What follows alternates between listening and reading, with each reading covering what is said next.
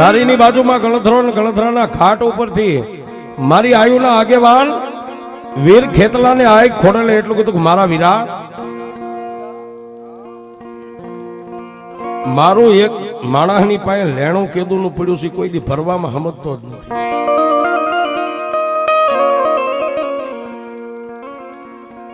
અને તેદી મારા વીર ખેતલાએ એટલું કીધું, તારું લેણું જગત નથી ભરતો, આવો કોણ બે માથા. અને મારી આઈ ખોડલે પછી મારા વીર ખેતલાને કીધું, ગરવા ગઢગીરનારનો ધણી છે ને રાજા કવાટ, કેદુનું મારું લેણું પડ્યું છે, મને દેતો નથી. ને તેથી મારો વીર ખેતલો આવ્યો. પણ કેવી રીતે આવ્યો?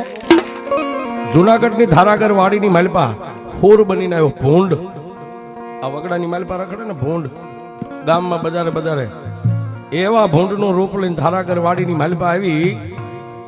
આખાય બગીચાને ખેદાન મેદાન કરી નાખ્યું. ફૂલડા જમીને મૂળિયા આધેલ ઊંધા માથે.